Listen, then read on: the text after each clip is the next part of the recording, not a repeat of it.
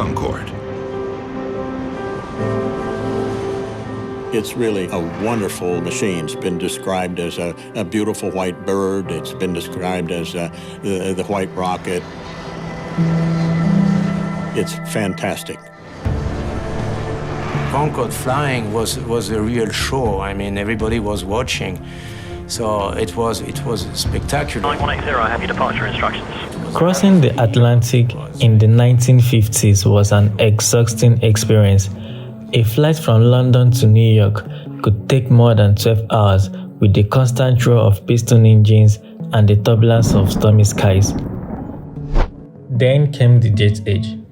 Suddenly, sleek jetliners cut that journey almost in half, down to 7 hours. They were flying higher, smoother, and faster than anything before. This was a revolution, but aviation wasn't done. The next step even promised something more incredible. Passenger planes that could fly twice the speed of sound, cruising on the edge of space, and cutting the Atlantic crossing to just 3 hours. That dream became the Concorde, and why it changed aviation forever.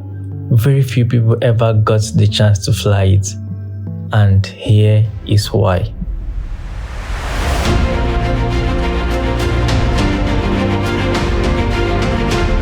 For centuries, scientists wondered if supersonic flight would destroy the aircraft or even the humans inside. But in 1947, test pilot Chuck shattered one of aviation's greatest mysteries when he broke the sound barrier in the Bell X-1 aircraft, proving that supersonic flight was attainable. Soon after Chuck achievement, military jets were flying faster and higher, and engineers began asking, if fighter jets could do this, why not passenger aircraft? Imagine flying from New York to London only hours apart, Tokyo to Paris in less than half a day. The world suddenly within reach. That was what the engineers thought to themselves. But the challenges were enormous, because to fly supersonic, an airliner would need engines that produce twice the thrust of regular jets, a sleek airframe with razor-thin wings to slice through the air, materials that could survive temperatures over 120 degrees Celsius caused by air friction at that altitude and that speed. This was very risky, but just like the leap from propellers to jets, engineers believed the impossible was worth pursuing. Almost crooned in admiration over the brainchild of their two countries. On behalf of their governments, they signed the agreement for the joint development and production, a foretaste perhaps of common market cooperation. The British had already made history in 1949 with the Comet, the world's first passenger jet, but a series of fatal crashes due to metal fatigue tarnished its reputation. And by the time the design flaws were fixed, American manufacturers like Boeing and Douglas had seized control of the jet age. Still determined not to be left behind, Britain looked for another way to leap ahead, and supersonic travel seemed to be the answer. Across the Channel, France was equally ambitious, determined to showcase its engineering prowess and compete on the world stage. French designers were also drawing up concepts for a supersonic airliner. Rather than battling for dominance, the two nations made a bold choice: to unite. In 1962, Britain and France signed a historic treaty to build the world's first supersonic passenger aircraft together. They called it Concorde, meaning agreement, a name that perfectly reflected the spirit of cooperation and ambition behind the project. They unveiled a model of a super caravel, a supersonic caravel, apparently the first supersonic airliner in the world. Concorde was one of the most advanced machines ever built. Its delta wing took 5,000 hours of wind tunnel testing, designed to give stability at supersonic speeds while still being slow enough to land at regular airports. 8 Olympus 593 turbojet engines, adopted from Cold War bombers, were paired with an innovative intake system that slowed down supersonic air before it hit the engines. That allowed the Concorde to cruise at Mach 2.04, which is faster than a rifle bullet. But that speed came at a cost. At those velocities, the fuselage would heat up and expand nearly 10 inches in flight. The pilots often joked that you could slide your hand between the cockpit panels at cruise. But that wasn't all. The Concorde also featured an iconic droop nose, which was designed to tilt downwards during takeoff and landing, so pilots could see the runway. Also, the nose helped reduce the amount of noise that enters the aircraft during supersonic flight while making the Concorde streamlined. By the mid-1960s, prototypes were dazzling the public. Airlines placed over 70 orders. Engineers predicted that by 1980, more than 200 Concordes could be flying across the globe. The future of air travel looked so unstoppable.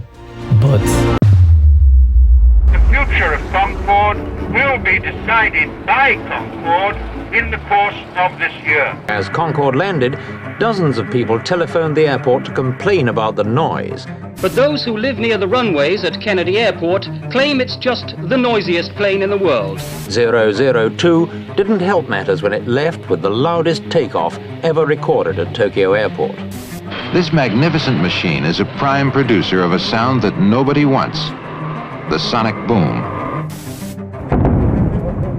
So far, 7,000 people have complained. The National Science Foundation of the United States government has indicated that there will be severe environmental damage to the ozone layer. In fact, they say the plane is all wrong. Too bare, too small, too dirty, and too noisy. Your biggest customers have gone down the drain? No, they haven't gone down the drain. But Concorde, it's always seemed to me, is part of particularly French patriotism. If you kill it, what do you put in its place? I do not kill it. It never lived. It never lived. There was no future for Concorde from the beginning. The cracks began to show. Concorde's afterburners made it the loudest passenger plane in the world, that airport communities hated it. That wasn't all. Then came the sonic boom. Every time Concorde broke the sound barrier, it released a shockwave that rattled windows and startled people on the ground.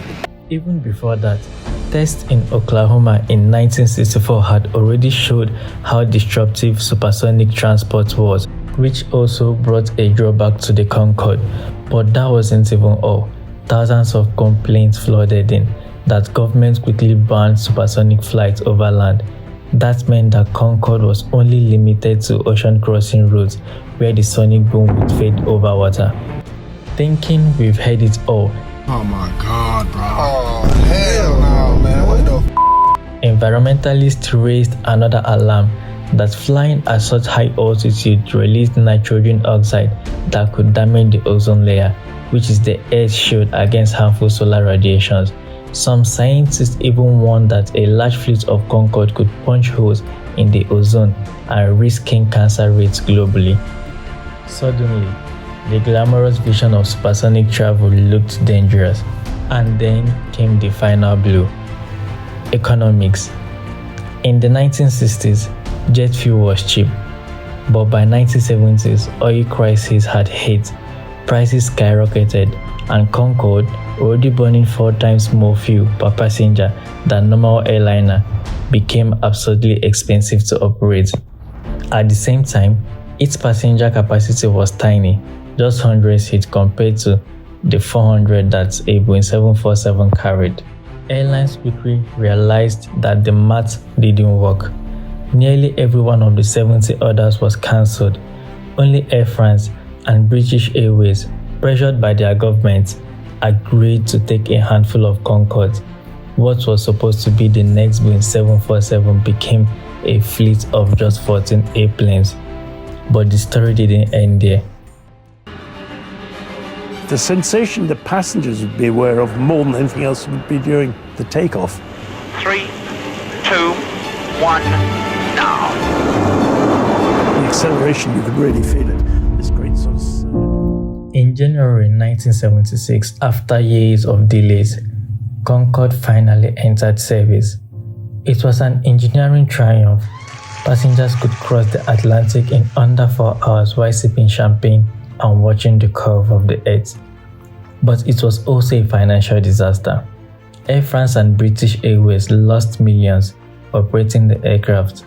Routes were limited, maintenance was expensive, and the aircraft could only serve a tiny elite. A dream of mass supersonic travel was gone. But then, something surprising happened.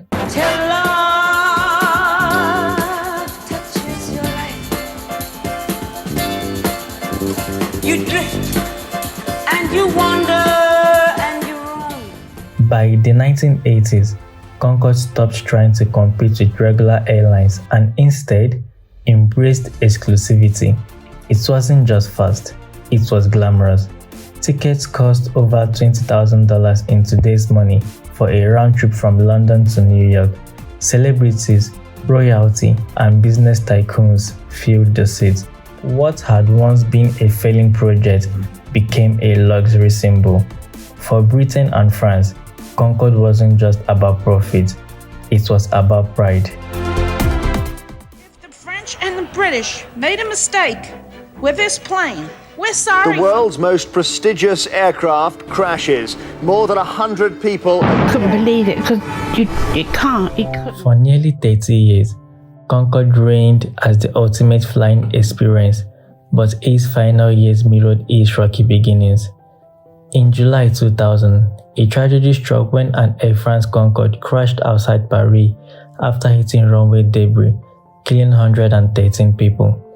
A year later, on September 11, devastated the airline industry completely. Passenger numbers fell, fuel costs soared, and maintaining Concorde's aging systems became unsustainable. In 2003, after 27 years of service, Concorde finally made its last flight, and crowds gathered to watch the icon disappear into history. Concorde was becoming a national icon. It seemed like the dream would go on forever. In conclusion, Concorde was never the future of air travel, but it wasn't a failure rather. It showed what humanity could achieve when ambition outweighed caution.